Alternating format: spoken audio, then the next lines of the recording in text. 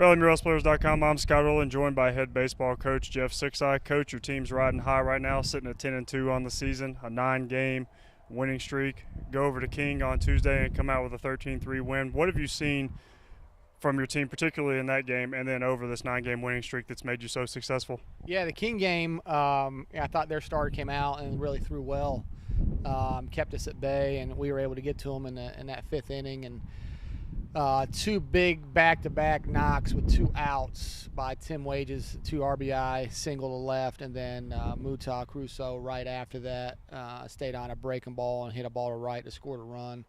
Those were massive at-bats in that inning that kick-started us. And then Jack Gomersall, his first start, phenomenal, 4 2/3, and they had a little something going, and we brought in Jacob Grenis, and he got that final out of the inning.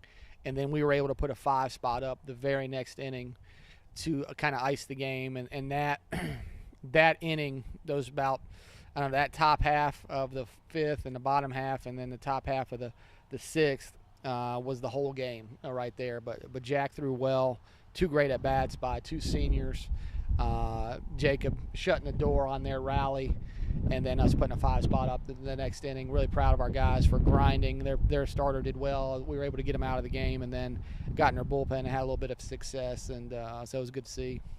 When this team has actually, put up double-digit runs in more games than they haven't put up double-digit runs this season. So what they've showed a propensity for being able to put up a cricket number any inning. So what has made this offense, what has given the offense that ability to do that?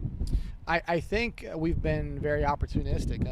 The times where we've been given free 90s, we've taken advantage. Whether it be walks, hit by pitches, or errors, or whatever, we've done a really good job of making teams pay for that. And so by grinding out at bats and not giving away at bats, I think that's been the story. And I know that when we look at scores, you see a lot of double-digit runs, but I think what's taken a lot of pressure off our offense is our ability to hold other teams down from a run-scoring standpoint, and we've played solid defensively too. So that safety blanket, knowing that we haven't given up too many big innings because we've thrown strikes and we've played solid defensively, I think has allowed our offense to relax and perform. Well, and then now it's already the end of February, and just right off the bat, you're heading into South Atlantic Conference play. Does it feel strange to be starting South Atlantic Conference play this early in the season? It's better than it used to be. Before we made that change to the unbalanced schedule, we were playing, some teams were coming right out of the gate and playing conference games the second weekend of the year. So I don't have any complaints there. We've been able to get 12 games in before conference play.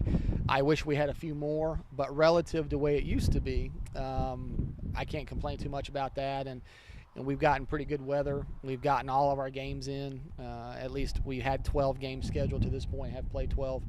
So no complaints there. So we're as prepared as we can be to go in to Wingate, who's an outstanding team this year. I think the most recent region poll, they're number 3 in the region, and I think we're number 6, and they're number 14 in the country. So, but we're as prepared as we can be, as anybody else would be at this point in the season. So we've got no excuses there. Just need to go out and try to continue to play well.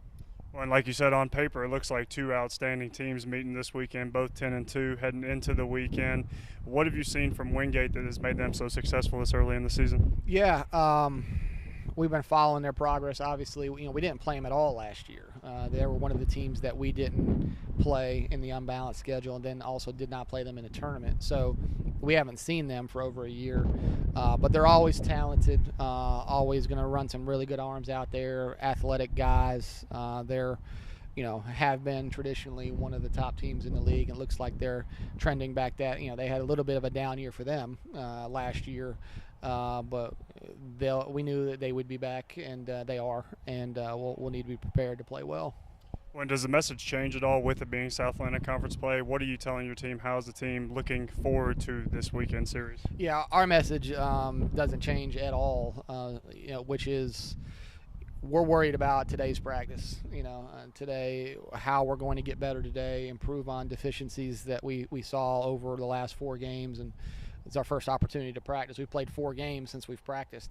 So having a chance to clean up some things, and we're worrying about our practice today and how we can get better. And then game day, it's the test. You're just trying to go out and play against the game and execute and find ways to get better in the games that you play, things you didn't do well last time you played. So has nothing to do with who we're playing. We know we got a great opponent. I don't think that's any secret, but we're really just playing against the game and against our opportunity to improve on what we need to improve on. When you draw a beautiful day here for your first day back on the practice field, what's it like to get out here in end of February and get a day like today? Man, this is incredible. 75, 80 degrees in the end of February. We're not, I'll take it every day, no complaints. It's going to be beautiful down at Wingate this weekend too, and that's awesome. Certainly we are fortunate to have this weather, and everybody feels good on a day like today, 75 and sunny, and nobody feels bad today. I anticipate a good practice today. When we're blessed with some baseball weather in the end of February, the Rail Splitters head over to Wingate for a big South Atlantic Conference 3-game set against the Bulldogs. 1 game on Friday, 2 on Saturday. For LMURailsplitters.com, I'm Scott Earl, and he's Jeff Sixeye.